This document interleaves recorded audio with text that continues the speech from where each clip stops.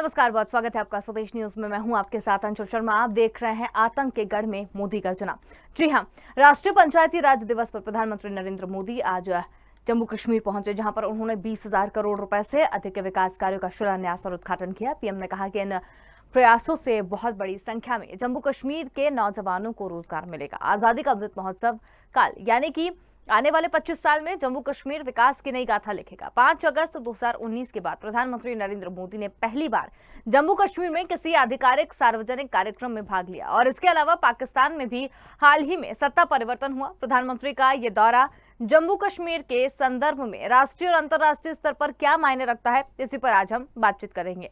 लेकिन चर्चा शुरू करें इससे पहले हम आपको बता दें कि राष्ट्रीय पंचायती दिवस पर प्रधानमंत्री ने न सिर्फ जम्मू कश्मीर के पंचायत प्रतिनिधियों को संबोधित किया, बल्कि पूरे देश में पंच और सरपंचों ने भी उन्हें टीवी स्क्रीन और वर्चुअली मोड पर सुना। जम्मू कश्मीर में पहली बार त्रिस्तरीय पंचायत राज व्यवस्था बहाल हुई है, जो कि लोकतंत्र की मजबूती का आधार माना जा रहा है। अगर अनुच्छेद 370 रहता तो जम्मू कश्मीर में आज भी त्रिस्तरीय पंचायत राज व्यवस्था एक दूर का सपना होती। पर इस रिपोर्ट की अगर बात करें तो अब किसी भी समय ये जारी हो सकती है और उसके बाद जम्मू कश्मीर में विधानसभा चुनाव का बिगुल बज जाएगा और इसी वर्ष नवंबर में हो सकते हैं। जो इसको देखते हुए पीएम मोदी ने कई अहम ऐलान किया और इसके साथ ही प्रधानमंत्री ने जम्मू कश्मीर में सक्रिय आतंकियों, अलगाववादियों, पाकिस्तान को कश्मीरी मुद्दे पर एक तरीके से जम्मू कश्मीर की जनता का फैसला सुनाया और उनके फैसले पर अंतर्राष्ट्रीय मुहर भी लगाई है, और वो भी खाड़ी देशों के निवेशकों द्वारा जम्मू कश्मीर में बड़े पैमाने पर पूंजी निवेश के ऐलान के साथ। तो जम्मू कश्मीर के मुद्दे पर यह पाकिस्तान के लिए अब तक की सबसे बड़ी कूटनीतिक हार होगी। ये पहला अवसर होगा जब खाड़ी देशों के निवेशक जम्मू कश्मीर में पूंजी निवेश करेंगे, और इससे पहले वो कथित तौर पर जम्मू कश्मीर को विवादित क्षेत्र मानते हुए निवेश से हमेशा बचते हुए नजर आते थे। तो आतंक के गढ़ में मोदी गर्जना, मोदी रैली से हताश है पाकिस्तान, और क्या कुछ ज्यादा इस पर होगा, इसी पर आज हम चर्चा करेंगे। यही हमारा विषय है। चर्चा के लिए हमारे साथ दो मेहमान हमारे साथ यहाँ पर जुड़ गए हैं, जिसमें रक्षा विशेषज्ञ अनुपम तिवारी जी हमारे साथ जुड़े हुए हैं और विदेश मामलों के जानकार सौरभ दुबे जी हमारे साथ जुड़े हुए हैं। आप दोनों का ही सर बहुत स्वागत है।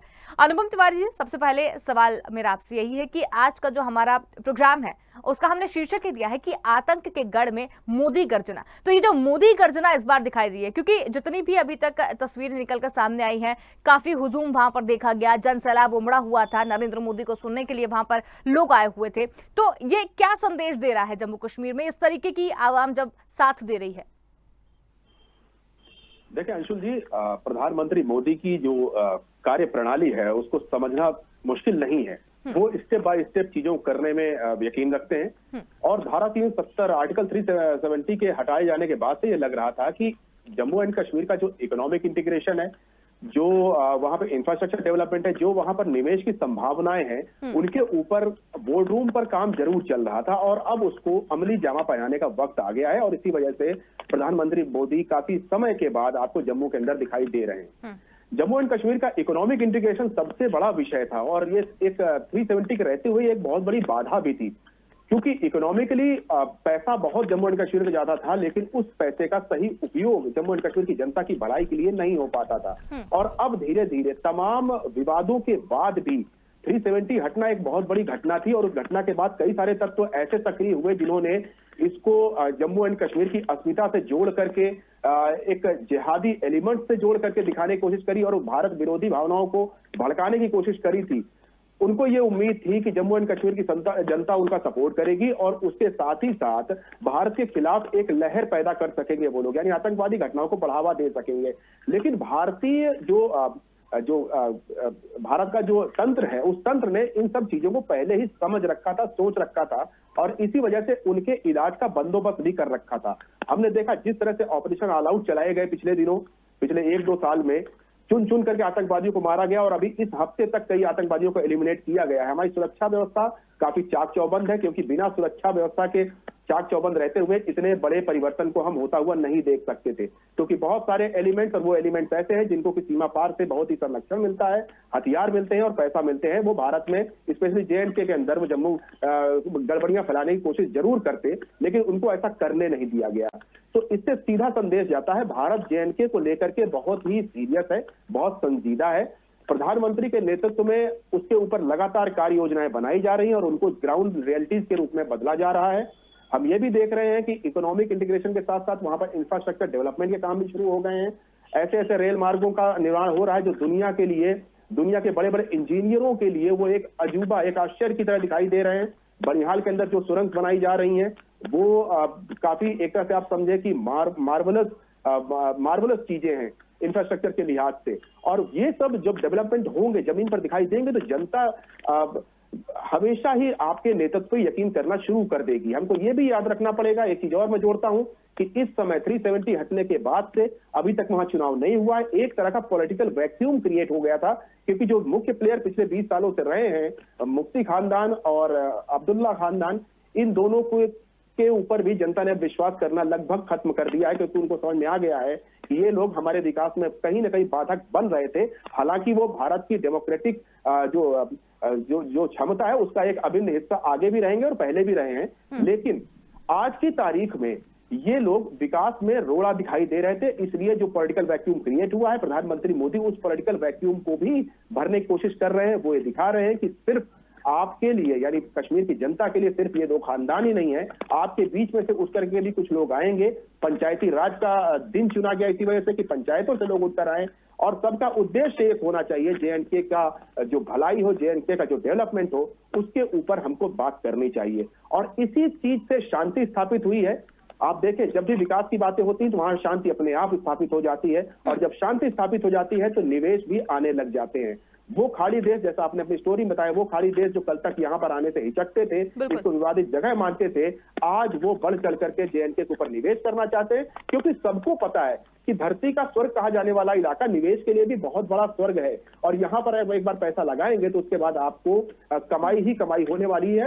अरब में बैठे हुए शेख, वहां पर बैठे हुए इंडस्ट्रीज इन सब चीज को समझ रही हैं और यहाँ पर निवेश के लिए आगे आ रही हैं। आने वाले दिनों में हम और स्टेप्स आगे जाते हुए देखेंगे, वो क्या क्या होंगे हम आगे चर्चा करेंगे। लेकिन फिलहाल मैं इसको 370 हटने के बाद से आज तक जो क्रियाकलाप हुए हैं उनको स्टेप बाय स्टेप बढ़ते हुए भारत की एक सीरियसनेस समझता हूं, और इस सीरियसनेस के पीछे जेएंडके की जो आवाम है वो भी लामबंद हो रही है। और वो इसी तरह से भारत की जो पॉलिटिक्स है, भारत के जो पॉलिटिशियंस है, भारत के जो प्रधानमंत्री हैं, उनके ऊपर अपना विश्वास जता रहे हैं। और धीरे धीरे करके हम देखेंगे कि इस पूरे इलाके का जबरदस्त विकास होने वाला है। बिल्कुल, बहुत ही अच्छी जानकारी आपने यहाँ पर दी। सौरभ दुबे जी, आप क्या कहेंगे? आतंक के गढ़ में मोदी गर्जना यहाँ पर देखने को मिली, जनता जिस तरीके से सपोर्ट कर रही है मोदी सरकार को और मोदी के काम को, 370 हटने के बाद में जो स्थिति अभी तक साफ हुई है, आप कैसे देखते हैं इसे? देखिए, तस्वीर बहुत सारी स्पष्ट कर दी है अनुपम तिवारी जी ने। बावजूद इसके मैं कुछ पक्षों को और इसमें सम्मिलित करना चाहूंगा। वो ये कि ये एक प्रयास है, निरंतर प्रयास है। जब कभी भी कहीं भी इस तरह का प्रयास किया जाता है, केवल कश्मीर ही नहीं भारत में कहीं भी इस तरह का कोई प्रयास किया जाएगा तो उसकी सराहना होगी। ये गौरतलब है कि ये प्रयास जम्मू कश्मीर के क्षेत्र से शुरू किया गया है, जो कि पाकिस्तान को भी एक करारा जवाब मिलेगा।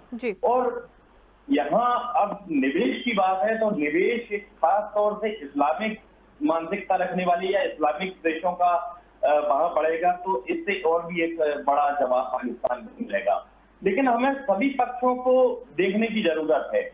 केवल इतना भर ना हो कि मोदी जी वहां गए और कार्यक्रम हुआ और उसके बाद में हालात जमीनी जस के तस बने हैं। हमें लगातार उस क्षेत्र की निगरानी करनी पड़ेगी और हालातों पर नजर रखनी पड़ेगी। विकास परियोजनाओं में हमने देश भर में देखा है कि किस तरह से पलीता लगाने की कोशिश की जाती है, लेकिन ये क्योंकि मामला कश्मीर का है इसलिए निगरानी बहुत बेहतर तरीके से होगी, मुझे ऐसा विश्वास है। और मैं उम्मीद कर सकता हूं, आज भारत की जनता भी यही उम्मीद कर रही है कि वहां के स्थानीय लोगों को भी आगे रोजगार मिलेगा। और पंचायती राज का जो एक सिस्टम हमने तैयार किया है कश्मीर में, या हमारी सरकार ने तैयार किया है, वो महात्मा गांधी के सपने को कहीं ना कहीं बहुत बल देता है, क्योंकि महात्मा गांधी सत्ता के विकेंद्रीकरण करने में विश्वास रखते थे और लोकतंत्र की स्थापना एक तरह से कश्मीर में मजबूत तरीके से की जा रही है चुनाव कराकर।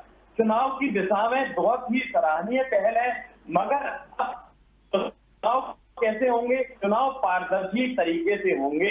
अब मुझे ऐसा लगता है कि सरकार को पूरी एहतियात बरतनी चाहिए कि चुनावी व्यवस्था पर कोई सवालिया निशान ना लगा सके। तो इसलिए कि पहले जब कश्मीर में माहौल खराब हुआ था तो इल्जाम चुनावी व्यवस्था पर ही लगाए गए थे। जब 90 के दौर में एक चुनाव को लेकर प्रोपेगेंडा तैयार किया गया था, या उसमें कितनी हकीकत थी कितनी हकीकत नहीं थी, मैं इस बारे में कोई टिप्पणी नहीं करूंगा। लेकिन मेरा ऐसा मानना है कि सरकार एक अगर अच्छा कदम उठा रही है, चुनाव कराने जा रही है, तो वहां चुनाव में पारदर्शिता ऐसी होनी चाहिए कि कहीं कोई सवालिया निशान ना लगा सके, क्योंकि पाकिस्तान इसी फिराक में रहेगा कि चुनावी व्यवस्था पर किसी भी तरह सवालिया निशान लगाए जाएं, और मुझे लगता है षड्यंत्र भी इस तरह के रचने की कोशिश करेगा। मोदी जी के दौरे के पहले हुए आतंकी हमले इसी बात के प्रमाण हैं। चाहे सरकार पाकिस्तान में किसी की भी हो जाए, भले ही अभी कॉकटेल गवर्नमेंट बनी है, लेकिन पाकिस्तान की जो मौलिक फितरत है वो अभी नहीं बदलने वाली। फितरत इसलिए नहीं बदलने वाली क्योंकि सरकार वहां पहली बात यह है कि स्थिर नहीं है, दूसरी बात यह है कि स्थिरता के लिए सेना का सहारा चाहिए होता है, और सेना भारत से अगर संबंध सुधार लेगी या भारत से संबंध नॉर्मल भी कर लेगी, तो सेना का एक जो अस्तित्व है, जो वर्चस्व है पाकिस्तान में, उस पर भी मुश्किलें पेश आने लगेंगी। हालांकि एक संतोषजनक बात यह है कि अभी पिछले काफी दिनों से सीज फायर का उल्लंघन नहीं हुआ है, तो हम उम्मीद कर सकते हैं कि ये एक शुभ संकेत, और इसको मैं बहुत ज्यादा शुभ नहीं मानूंगा, क्योंकि भले ही सीज फायर का उल्लंघन नहीं हुआ हो, लेकिन बैकडोर से षड्यंत्र खत्म नहीं हुए हैं, इसलिए निगरानी सतत जरूरी है और बेहद जरूरी है। बिल्कुल। अनुपम तिवारी जी, ऐसा कहा जा रहा है कि मोदी ने पहली बार जम्मू कश्मीर में किसी आधिकारिक सार्वजनिक कार्यक्रम में भाग लिया। इसके अलावा पाकिस्तान की भी अगर बात करें तो हाल ही में सत्ता परिवर्तन वहां पर हुआ है। तो प्रधानमंत्री का ये जो दौरा है जम्मू कश्मीर का, ये राष्ट्रीय और अंतर्राष्ट्रीय स्तर पर क्या मायने रखाता है? प्रधानमंत्री के दौरे के बहुत सारे कयास लगाए जा सकते हैं। अंतर्राष्ट्रीय मानक अलग हैं, स्थानीय मानक अलग हैं। स्थानीय मानक की हमने चर्चा कर ली कि पंचायती राज व्यवस्था को वहां पे कायम करना है। तीन स्टेज की जो व्यवस्था पूरे भारत में लागू है, उस व्यवस्था को JNK में भी लागू करना है, और ताकि वहां की जनता को अपने लिए सेल्फ गवर्नेंस का अधिकार मिल सके और वो लोग भारत की राजनीति में और अपने स्थानीय राजनीति में बढ़ चढ़कर हिस्सा ले सके। बिल्कुल। लेकिन अगर आप पाकिस्तान की बात करें तो ये बहुत ही संजीदा विषय है। आदरणीय दुबे जी ने बहुत अच्छी बात बताई है कि सीमा के उस पार जो सत्ता का परिवर्तन हुआ है, उस परिवर्तन के कई सारे निष्कर्ष निकल सकते हैं। और पाकिस्तान में ऐसा नहीं पहली बार सत्ता परिवर्तन हुआ है। पाकिस्तान में जब भी सत्ता परिवर्तन होता है तो उस समय वहां पर सेना की जो दखलंदाजी है, सेना की जो शक्तियां हैं वो बढ़ जाती हैं। इस बार भी बढ़ेंगी, इसमें कोई शक नहीं है, क्योंकि सेना ने अपने मनचाहे व्यक्तियों को फिर से सत्ता मिला दिया है, जो कि इस समय उनके मनचाहे, कभी वो मनचाहे रहते हैं, कभी वो हटा दिए जाते हैं। जैसे इमरान खान, उनको लात मार दी गई और दूसरे व्यक्ति को बैठा दिया गया। तो सेना इस समय जो है एक बार शक्तिशाली हो जाएगी, और जब भी सेना शक्तिशाली होती है, विशेषकर उस समय में जबकि सत्ता परिवर्तन हो रहा हो, तो पाकिस्तान की एक प्रवृत्ति रही है कि वहां की सेना भारत के ऊपर हमले करवाने की चेष्टा करती है। हम 2008 के बंबई अटैक को देख लें या उसके पहले हम कारगिल अटैक को देख लें, लगभग समय वही रहा है जब पूरी दुनिया ये मान के चल रही थी कि धीरे धीरे भारत और पाकिस्तान के बीच में के रिश्तों के बीच में अब कुछ ठहराव आना शुरू हुआ, चीजें नॉर्मलाइजेशन की तरफ बढ़ रही हैं। उसी समय वहां की सेना कुछ ऐसा करामात कर देती है आतंकवादियों के साथ मिल करके कि पूरा सब कुछ उथल पुथल हो जाता है। तो ये वही संक्रमण काल चल रहा है, और इस संक्रमण काल में भारत की भूमिका बहुत स्पष्ट होनी चाहिए। भारत की भूमिका अपनी सुरक्षा को लेकर के बहुत ही ज्यादा स्पष्ट है, इसमें कोई शक नहीं है। और प्रधानमंत्री का इस समय वहां पर जाना इस चीज को और ज्यादा प्रमाणित कर रहा है, क्योंकि अंतर्राष्ट्रीय स्तर पर यह संदेश जरूर जा रहा है कि भारत ने JNK को जिस तरह से इंटीग्रेट करना चाहिए था, जिस तरह से उसका अपग्रेडेशन करना चाहिए था, वो करने में सफलता पा ली है। भले इसमें 2 साल का समय लगा है या उससे थोड़ा ज्यादा समय लगा 370 हटने के बाद। भारत को लेकर के जो प्रश्न अंतर्राष्ट्रीय बिरादरी ने उठाए थे 370 हटने के बाद, अब मुझे लगता है उन प्रश्नों के ऊपर फुल स्टॉप लगा दिया प्रधानमंत्री की इस यात्रा ने। और इस यात्रा के बाद LOC के उस पार और POK में दोनों जगहों पर तमाम तरह के सवाल नए उठने शुरू हो जाएंगे, क्योंकि अब वहां पर लोग अपने अस्तित्व की लड़ाई भी लड़ने लग जाएंगे। POK के अंदर क्या हाल है दुनिया जानती है, POK के अंदर पाकिस्तान ने कैसे जुल्म की एक इंतहा कर रखी है भी दुनिया जानती है। तो हो सकता है कि POK से आजादी के स्वर उठना आपको दिखाई दे। जो हरकतें कल तक कश्मीर के युवाओं को भड़काकर कश्मीर में करवा रहा था पाकिस्तान, अब पीओके के अंदर वो चीजें हो सकती हैं, वो भी स्वतः रूप से, उसको भारत का कोई हाथ नहीं रहेगा। स्वतः रूप से इस तरह की चीजें आ सकती हैं। जब भारत में लोकल गवर्नेंस को बढ़ावा दिया जा रहा है, पंचायती राज व्यवस्था लागू करी जा रही है, तो पीओके को क्यों एक गुलाम की तरह रखा जा रहा है? और वो सिर्फ पीओके को सिर्फ पाकिस्तान का गुलाम नहीं, चाइना का गुलाम भी बनाने पर पाकिस्तान आमादा है। वहां पर BRI का परियोजना के माध्यम से तमाम तरह के जो डेवलपमेंट्स हुए हैं, जिनको तथाकथित डेवलपमेंट्स हुए हैं, वो दरअसल पीओके के लोगों को बंधक बनाने के लिए किए गए हैं। इन सब चीजों के ऊपर प्रश्न उठेगा, अंतर्राष्ट्रीय बिरादरी पर भी उठेगा, और यहाँ पर भारत की जो भूमिका है वो बहुत आगे बढ़ने वाली है। सत्ता परिवर्तन वहां पे हुआ तो सबसे पहले भारत की सेना को सजग हो जाना चाहिए, क्योंकि जब भी वहां सत्ता परिवर्तन होता है भारत के अंदर घुसपैठ की कोशिशें बढ़ाई दी जाती है सेना की, पाकिस्तानी सेना की तरफ से। लेकिन इस समय हमारी सेनाएं वहां पर चाक चौबंद है, लगातार अपनी सीमा की सुरक्षा कर रही हैं, लगातार अपने समुद्र की सुरक्षा कर रही हैं। आपको यह भी देखना होगा, क्योंकि कब कहां से पाकिस्तान की तरफ से कौन सी कार्रवाई होगी कोई नहीं जानता है। और इसमें सबसे बड़ा रोल मैं अपनी इंटेलिजेंस का भी मानता हूं, क्योंकि इंटेलिजेंस के बिना ये सारी जो भी कार्रवाई, जो भी तैयारियां, वो धरी की धरी रह जाएंगी। तो मुझे लग रहा है इंटेलिजेंस भी सजग है, अंतरराष्ट्रीय स्तर पर भी संदेश बहुत बेहतर तरीके से दिए जा रहे हैं। और अब जो भूमिका कश्मीर के अंदर बदलेगी, वो कश्मीर, भारत वाले कश्मीर के ऊपर नहीं। अब मुझे लगता है वक्त आ गया है कि हम लोगों को पाकिस्तान ऑक्युपाइड कश्मीर की चिंता करनी चाहिए, वहां के नागरिकों की चिंता करनी चाहिए, और भारत ही नहीं, अंतरराष्ट्रीय बिरादरी को भी इसके ऊपर अब चिंता करनी चाहिए।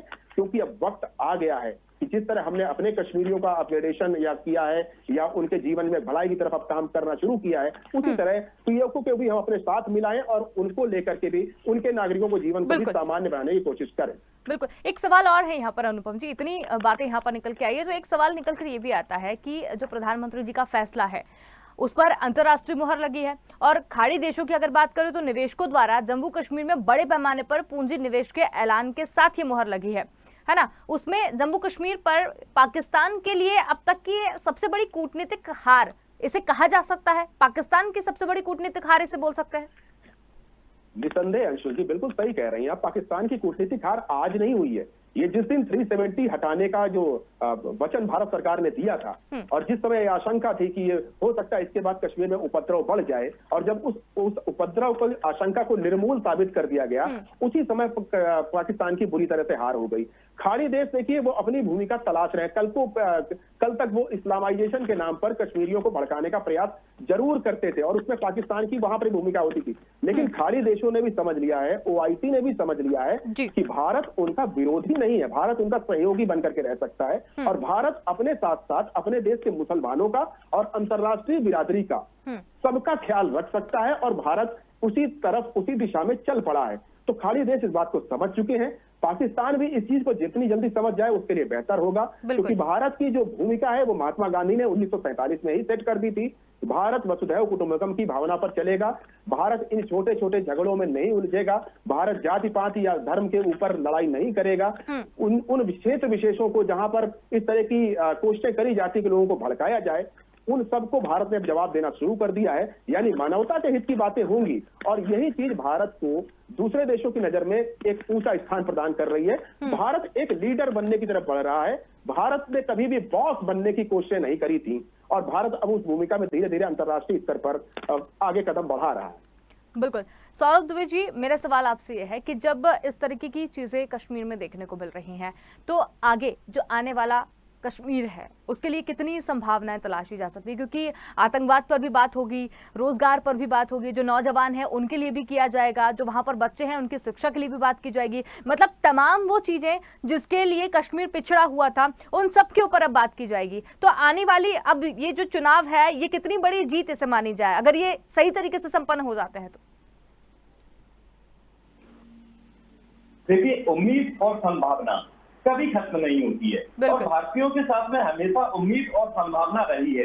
अभी तक कश्मीर में हम जितना आगे बढ़े हैं, कश्मीर का हमने जिस स्तर तक विकास किया है, कश्मीर में जो हमने नए आयाम और नए अवसर पैदा किए हैं, वो संभावना पर ही आधारित रहे हैं। और शुरुआत से लेकर अभी तक, भले ही देश में किसी की भी सरकार रही हो, जम्मू कश्मीर का एक विशेष महत्व रहा है भारत में, और हमारी केंद्र सरकार की विशेष मदद जम्मू कश्मीर को मिलती रही है, जम्मू कश्मीर के लोगों को आगे बढ़ाने के लिए मिलती रही है। अब एक खास तौर का जहर जम्मू कश्मीर के लोगों में भरने की कोशिश की जा रही है। मैं कहूंगा कि व्हाट्सएप यूनिवर्सिटी की निगरानी भी बेहद जरूरी है, क्योंकि व्हाट्सएप भी एक ऐसा माध्यम है सूचना संचार जिसके जरिए सेंध लगाने की कोशिश की जा रही है देश की सुरक्षा में।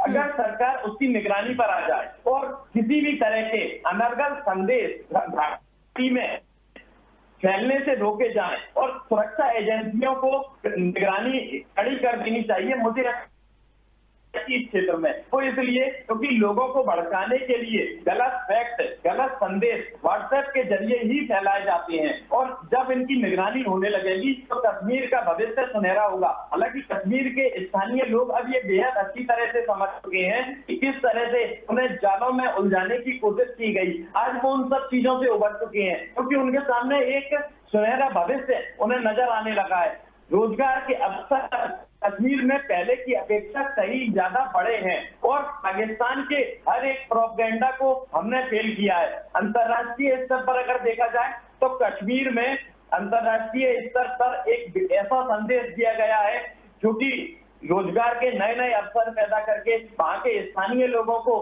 खेल में हो, चाहे कला में हो, चाहे संस्कृति में हो, चाहे हर क्षेत्र में बढ़ावा देकर। दूसरी एक अहम बात वो ये कि पाकिस्तान को हमेशा ये लगता था कि कश्मीर में हम विघटन पैदा करा सकेंगे, लेकिन आज पाकिस्तान की स्थिति खुद की कंगालों वाली हो गई है। कभी अमेरिका से मदद उसने ली और उस मदद का इस्तेमाल पाकिस्तान ने कहाँ किया ये सभी जानते हैं, उसमें कुछ बताने की जरूरत नहीं। और यही कारण है कि FATF ने पाकिस्तान को आज ग्रे लिस्ट से बाहर नहीं किया। अब आप ये देखिए कि पाकिस्तान किस दहलीज पर खड़ा है कि IMF से कर्ज मांग रहा है, सऊदी से कर्ज मांग रहा है, चीन से कर्ज मांग रहा है, इकोनॉमी स्थिर नहीं है, गैस और पेट्रोल के दाम लगातार बढ़ रहे हैं, और इतनी खराब स्थिति में जब उनकी जनता बदहाल है, बावजूद इसके वहां के जो हुकूमतदार हैं, हुकूमत करने वाले लोग हैं, भारत की एक दिशा में उलझा के अपने मुद्दों से, स्थानीय मुद्दों से ध्यान भटकाने की कोशिश में लगे हुए हैं। इससे ज्यादा शर्मसार कर देने वाली बात मुझे नहीं लगता कि और कोई होगी। लेकिन हम पाकिस्तान की बात नहीं करेंगे, क्योंकि पाकिस्तान एक ऐसा विषय है कि अब उससे हमें बहुत ज्यादा फर्क नहीं पड़ने वाला है। हमें फोकस करना चाहिए चाइना की तरफ और अपने देश के विकास की तरफ, कश्मीर की तरफ, क्योंकि कश्मीर भारत का मुकुट है, और एक ऐसा मुकुट जिस पर हीरे जड़े हुए हैं, मैं ये कहूँ तो गलत नहीं होगा, और आने वाले समय में समृद्धि की ओर कश्मीर बढ़ेगा, ऐसी उम्मीद की जा सकती है। बिल्कुल, बहुत ही अच्छी बात आपने यहाँ पर कही, लेकिन पाकिस्तान को फिर भी हल्के में नहीं लेना चाहिए, क्योंकि ये बात अभी अनुपम जी ने भी कही कि जब जब सत्ता परिवर्तन हुआ है घुसपैठ की कोशिशें बढ़ी है और बॉर्डर पर बहुत सारी तनाव की स्थिति भी बनी है। बहरहाल आपकी बात से बिल्कुल सहमत है, बहुत ही अच्छी बात आपने यहाँ पर कही। अनुपम तिवारी जी, इस पूरे मुद्दे को लेकर अंतिम टिप्पणी आप क्या देखते हैं, मतलब इसमें आप सारा समायोजन किस तरीके से देखते हैं? देखिए, समायोजन यही है कि JNK की जो जनता है उसकी भागीदारी अब बढ़ानी पड़ेगी। भारत का जो केंद्रीय नेतृत्व है उस नेतृत्व ने अपना काम अच्छे तरीके से किया है। 370 हटाया, वहां की सुरक्षा व्यवस्था को चाक चौबंद किया, वहां पर धीरे धीरे निवेश को बढ़ावा दिया जा रहा है। लेकिन एक बहुत अहम जिम्मेदारी JNK के आम नागरिकों को भी हो जाती है और साथ ही साथ भारत के आम नागरिकों को हो जाती है कि वो JNK के अंदर जो भी विकास की अब जो गंगा बहेगी उस गंगा में सहयोग प्रदान करें, न कि उसको अवरुद्ध करने की कोशिश करें। JNK के अंदर जिस तरह से मैंने बताया कि इंजीनियरिंग मार्वल्स बनाए जा रहे हैं, ऐसे ऐसे ऊंची ऊंची जगहों पर ऐसे ऐसे खतरनाक और ऐसे ऐसे पुल बनाए जा रहे हैं जिनको देख करके दुनिया आज दांतों तले उंगलियां दबा रही है। तो इन मार्वल्स की सुरक्षा की जिम्मेदारी हमारी है, यानी JNK की पब्लिक की भी है। सुरक्षा व्यवस्था तो वहां चाक चौबंद जरूर है, लेकिन हमको ये ध्यान रखना चाहिए कि भारत देश का हर नागरिक भारत देश का एक सच्चा सिपाही बने और भारत की जो भी प्रॉपर्टी है जो वहां पर निवेश आ रहा है उसको सुरक्षित रखने में अपना योगदान दे। अभी भविष्य बहुत आगे है। पाकिस्तान को जैसा दुबे जी ने कहा कि पाकिस्तान की अब चिंता नहीं करनी चाहिए, वो एक फेल्ड स्टेट है और वो अब कुछ नहीं कर सकता, लेकिन हमको अपने यहाँ इंफ्रास्ट्रक्चर से लेकर के हर तरह के डेवलपमेंट को इकोनॉमिक रिवोल्यूशन की तरह से करना चाहिए। और JNK इसमें कोई शक नहीं है कि एक समय ऐसा आ सकता है जब वो पंजाब और हरियाणा की तरह देश में सबसे सफल प्रदेशों में गिना जाएगा। बिल्कुल बिल्कुल, बहुत ही अच्छी जानकारी आप दोनों ने ही यहाँ पर दी। आप दोनों का बहुत धन्यवाद, आपने हमारे लिए समय निकाला, उस पूरी चर्चा में शामिल हुए। तो आतंकगढ़ में मोदी की किस तरीके से गर्जना है वो हमने देखी। और पंचायती राज दिवस पर प्रधानमंत्री नरेंद्र मोदी जम्मू कश्मीर पहुंचे और 20,000 करोड़ रुपए से ज्यादा के विकास कार्यों का शिलान्यास और उद्घाटन जम्मू कश्मीर में किया। धारा 370 हटने के बाद में पहली बार उनका यह दौरा था। जनता से सीधे तौर पर रूबरू हुए और अब उम्मीद और आस के ऊपर ही चीजें जो है वो टिकी रहती हैं। अब जम्मू कश्मीर भी भारत का अभिन्न अंग हमेशा से था और अब वो भी सामान्य तौर पर सभी देशों में आ जाएगा। तो ये बहुत ही अच्छी बात यहाँ पर देखने को मिल रही है। फिलहाल के लिए इतना ही। देखते रहिए स्वदेश न्यूज, क्योंकि सबसे पहले देश।